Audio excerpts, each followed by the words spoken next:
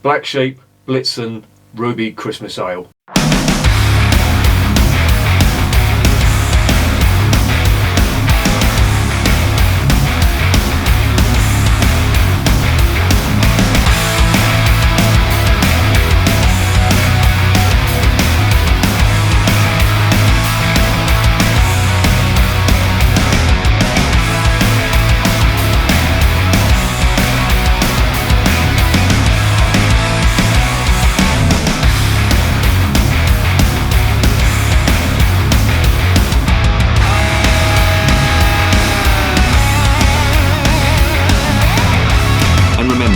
Life is too short to be drinking shitty beer.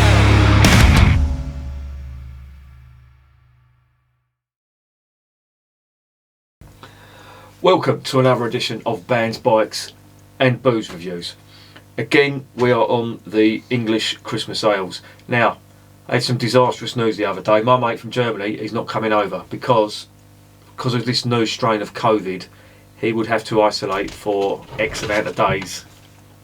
And that's Percy, by the way, and he's basically only over here for a weekend, so there's no point. So all that German Christmas beer that I was going to review is all out the window. The only upside of that is I have got a load of beer down there which I am going to devour, that I was going to give to him, and a lot of it's good stuff. There's a lot of Sam Smith's, there's a lot of the Orkney Brewery. I've got a couple of bottles of Dark Island. I cannot wait to try that. I also got him some of the Ridgway Christmas Nut Brown Ale. Now, as I've mentioned on all these Christmas beers that have come from the House of Trembling Madness, the vast majority are light coloured beers, which for me is not a Christmas beer. You can call a fucking IPA a Christmas beer till you're blue in the face. As far as I'm concerned, you're talking bollocks. And I thought that was the only Christmas IPA. I went into the Witherspoons the other day, and who was I meeting? I was meeting Mrs. in there, because I know how to treat a lady, you know me, old romantic. We were going somewhere. I was waiting for a stepdaughter to finish work, so we decided to hop in there. And I remember looking at the bar, the selection of the bar, and it was pretty woeful. They had Abbott Ale, Doom Bar, the usual fucking nonsense. They had two beers. I think it was the Porter, the Rudgate Porter, which was quite nice. That was a sort of a hangover from the beer festival they had. There was also a Christmas IPA from some fucking godforsaken brewery. I don't know who it was, but I just thought, I really hope this is not going to become a thing, Christmas IPA, because, yeah, you know my views. If you've watched the Christmas IPA review, then you know exactly what my views are on all this. Anyway, let's not have a rant, because I've got some of this stuff. This is the Blitzen Ruby Christmas Ale, and it comes from the Black Sheep Brewery. Now, I'm sure if you've watched this channel, you've all heard of the Black Sheep Brewery. I've reviewed quite a few of their beers on the channel, and to be honest, apart from the Black Sheep Ale, all the others have been bang average. Really have not impressed me that much. Don't get me wrong, they're not chuck down the sink jobs, but they are one of these ones where you think, wow, why have you bothered? They really don't stand out for me. But this one does talk a good fight. But what I do like about it is it's at least got something in keeping with the tradition of Christmas beer. Now, Ruby Christmas Ale, you're sort of stretching it a little bit, but you're not entirely out of the frame. For me, and I've mentioned it on a few of these videos, I'll just say it one more time. For me, a Christmas beer should be dark, very malty, quite fruity, maybe a little hint of citrus, some invert sugar, high ABV, that kind of thing. Shepherd Neame do a fantastic one. Sam Smith's do the winter warmer. Again, that's excellent. I think the Shepherd Neame is about 7%, and they sell it in their pubs. And I remember drinking it one night, and I got absolutely roaring. But they sell them in pint bottles, which is nice, or not, as the case may be. I remember I was struggling the next morning.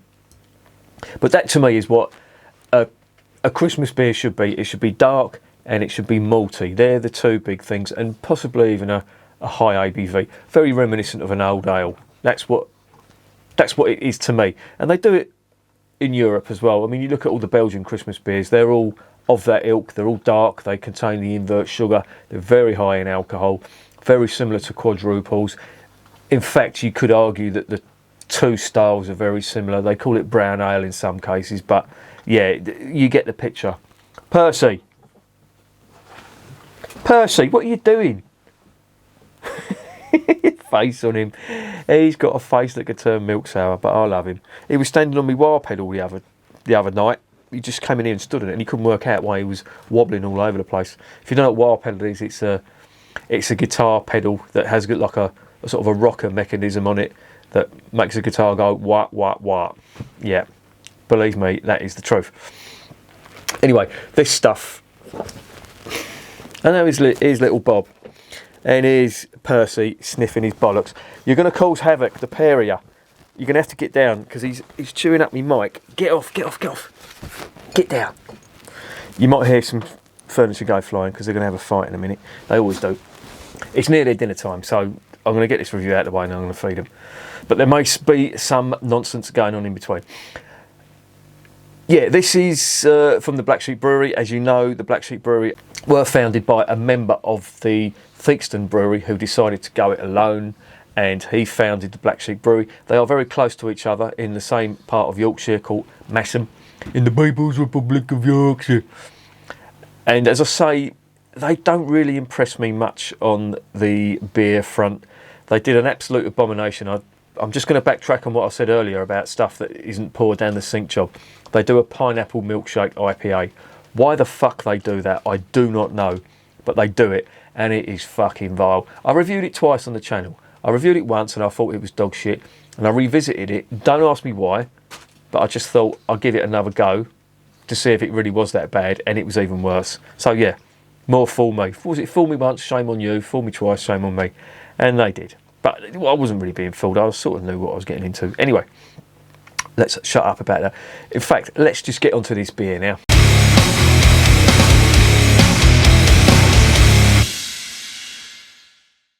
Right, this is called Blitzen. It is I hate this word. This cheeky festive number. What's fucking cheeky about it? There's fuck all cheeky about it. This cheeky festive number has been brewed using a blend of Cascade and Goldings hops. Okay, Cascade. Not my favourite hop. Find it in a lot of golden ales, and it tends to ruin them, in my opinion. The Goldings, doesn't say which Goldings are, or which type of Goldings they are, but there is Goldings hops with a hint of orange peel. So they've obviously added some adjuncts into this. So there's orange peel, not unusual, and muscovado sugar.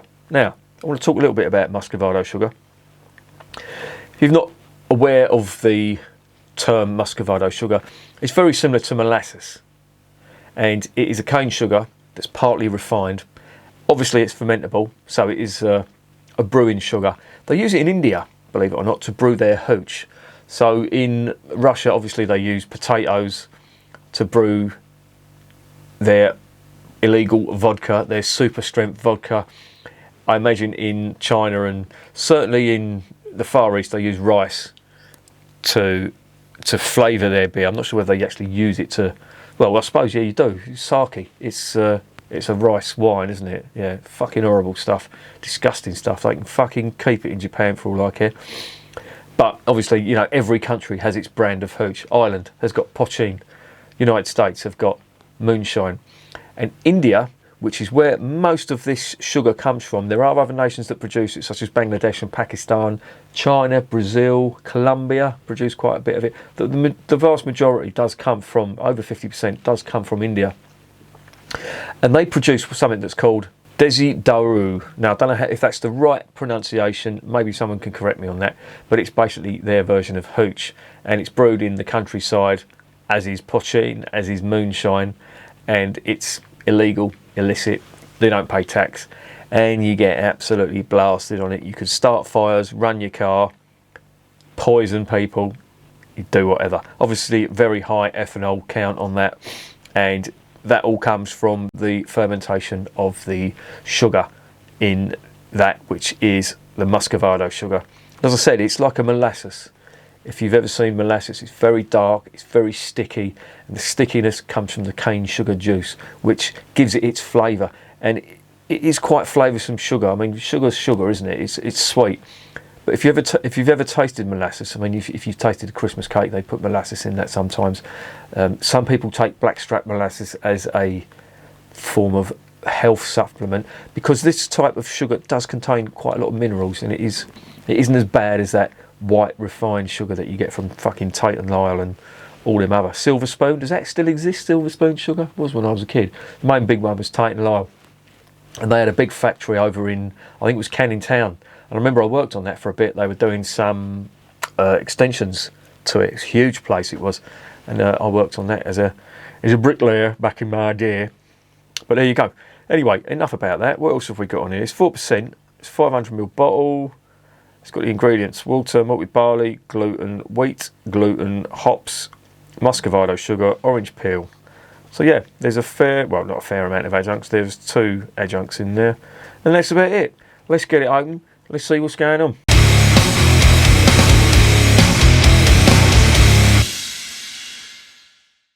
Right, Blitzen, as if you didn't know, is one of the reindeers. If you believe in all that crap about Santa, I personally don't. I think they've just derived that from Nordic mythology. Well, I know they have derived it from Nordic mythology. There you go, there's the cap, black sheep cap. I do like that, it looks quite good. And Blitzen, of course, means lightning in German. Blitzkrieg, you know what that was.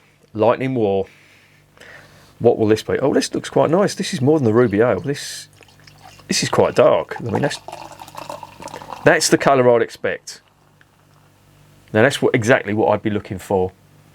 Very dark, almost like a porter. Hold it up to the light, though. Wow, that really is dark. Oh, it does smell nice, I will say that. Big chocolate on this. Chocolate malt. Very malty. Not getting the orange peel. Oh, it does smell good. There's a fair bit of roasted malt on there as well. Chocolate and roasted malt. Now, they've called it a ruby ale. Well, it's a low ABV, but I wouldn't call that a ruby ale. I'd call that dark ale, if anything. Dark English ale. Winter ale, even. I'm quite surprised. I thought this was going to be another Best Bitter type of knockoff thing that who was the brewery? Great Newsom, that they did. But this ain't bad. This certainly looks the part, I will say that. And judging by the ingredients, they've got that more or less spot on, especially with the orange peel.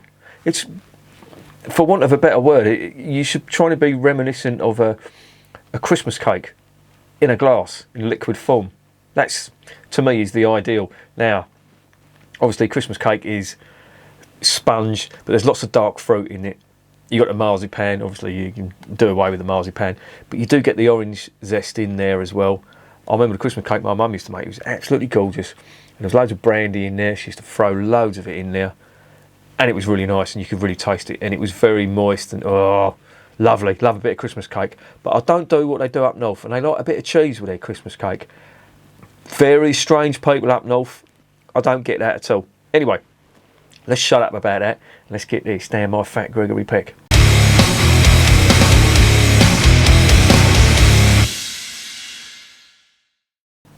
Bottoms up.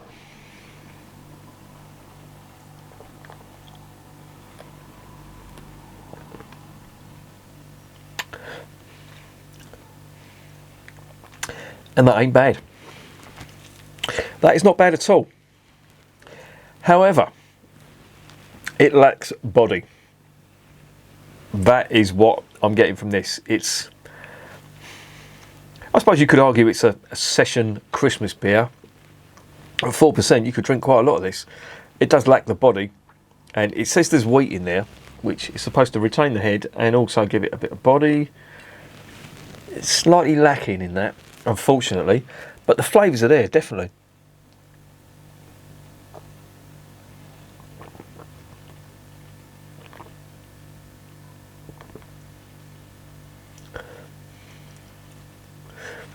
These big chocolatey roasted malt notes on that, and this is quite cold. It's come out of the fridge. I should have let it warm up slightly, but I'm still getting quite a lot of flavour out there. The orange peel, not so much.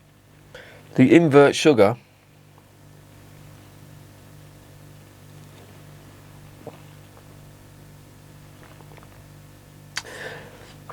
is minimal on that.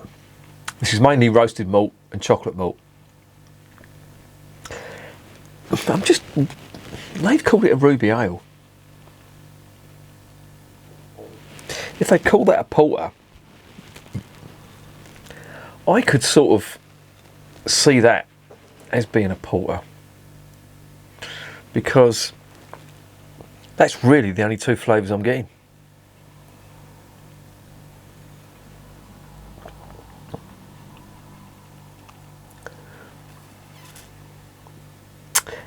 Yeah, I thought there'd be more fruit in there. Really not getting that at all. As I say, it's just the hint of orange peel and muscovado sugar. Not getting that. The hops, I'm getting some bitterness on there. It's a mixture between that roasted malt and I think the Cascade hops that are on this. It's okay. I mean, it's not the worst beer in the world, certainly not. And I like that they've tried to keep up that tradition of dark beer as a Christmas beer. But I can't help wondering if this is a rebadged porter. Now, it is seasonal beer. And I do recall that they did I think it was a chocolate orange porter, and I'm wondering whether that's what that is, because if you get the aroma now, that's just roasted malt, almost like a porter. Blindfold test, I'd say that was a porter.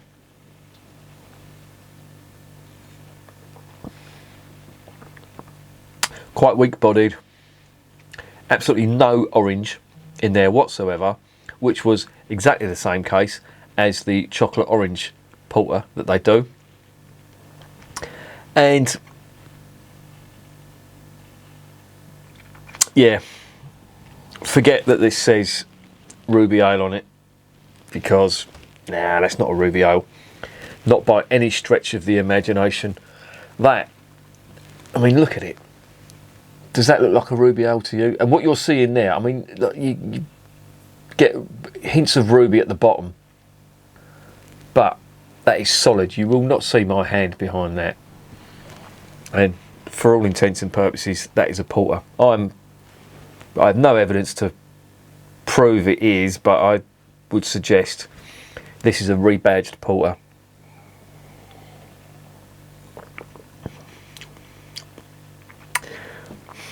And an okay porter, again, keeping up with the Black Sheep tradition. Doesn't bowl me over. Not a sink job. I'm going to finish that. Probably never buy it again. And that's the same take I've got on most Black Sheep beers.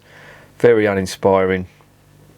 Very little to write home about with Black Sheep. And they've just done that. Don't get me wrong, I'm not putting them on a par with Marston's. They're not that bad, but they're I'd say they're I wouldn't say a bad imitation, but an imitation of Theakston's, and not a very good one. But there you go.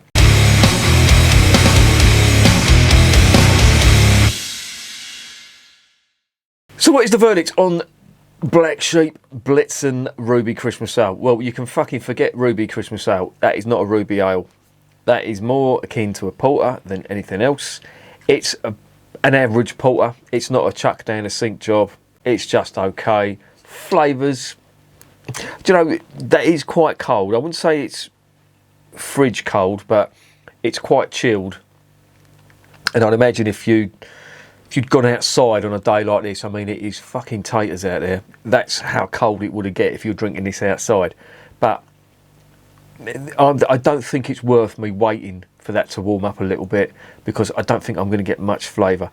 That's very reminiscent of their chocolate orange stout, or was it porter? I can't remember. And yeah, I couldn't get many flavours from that at all. It was just roasted malt and a bit of chocolate malt, which is pretty much what I'm getting from this. Uninspiring. If I didn't know better, I'd say this was a rebadge. They've just put that porter into a bottle and put a different label on it and called it a Christmas beer. I'm going to give it, it's not a sink job, put it that way, but it's just uninspiring. I'm going to give it a very, very generous 6 out of 10, and I do mean generous. I really should be giving that a 5. In fact, fuck it, yeah, I will give it a 5. And 5 is the cut-off point. 5 is where it's full of nasties, it's going down the sink. 6 is where it's not a sink job, but 5 is...